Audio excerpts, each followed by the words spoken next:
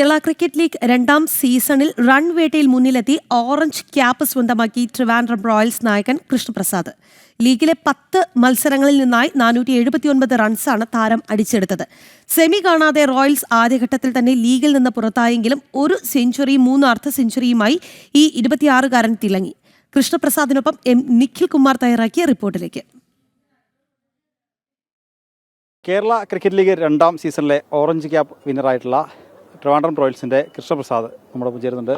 K P, രണ്ടാം സീസണിലെ orange cap holder ആയിരിക്കുകയാണ്. തീർച്ചയായും സന്തോഷം. ഒരു ടൂർണമെൻറ്റിലെ ലീഡിംഗ് റൺ സ്കോർ ആണെന്ന് പറഞ്ഞാൽ ഒരു ഡ്രീമാണ്. ആസ് എ ബാറ്റർ നമ്മൾ ഇൻഡിവിജ്വൽ ഗോൾ സെറ്റ് ചെയ്യുമ്പോൾ ഒരു ഡ്രീമാണ്. പക്ഷേ അത് നമുക്കറിയാം, നമുക്ക് ഒരു ടീം ഒരു വിൻ ചെയ്യുമ്പോൾ അവർ സെലിബ്രേറ്റ് ചെയ്യുന്നത് നമുക്കത് ഒരു ചെറിയൊരു വിഷമമുണ്ട് കാണുമ്പോൾ. തീർച്ചയായും കൺഗ്രാറ്റ്സ് കോച്ചി. കാരണം ത്രൂ ഔട്ട് ദ ടൂർണമെൻറ്റ് അവർ വെൽ ഡിസേർവിംഗ് ആയിരുന്നു. ഒരു 12 മാച്ചസിൽ ഒരു 10 മാച്ചസ് വിൻ ചെയ്യുക എന്ന് പറഞ്ഞാൽ അതിനേക്കാൾ ഒരു ഡിസേർവിംഗ് ഒരു ടീം എനിക്ക് തോന്നുന്നു ഈ ടൂർണമെൻറ്റിലില്ല.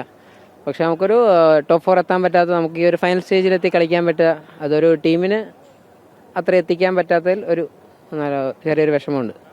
വരുന്ന സീസണിൽ പൂർവാധികം ശക്തിയോടെ തിരിച്ചെത്തും.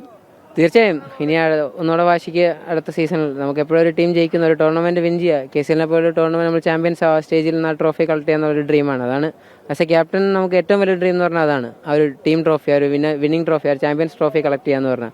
സോ തീർച്ചയായും next year by God's grace നമ്മൾ പ്രിപ്പയർ ചെയ്ത് വരും. ബാക്കിയെല്ലാം താങ്ക് യു. കാര്യവട്ടം സ്റ്റേഡിയത്തിൽ നിന്നും നിഖിൽ കുമാർ, ജനം.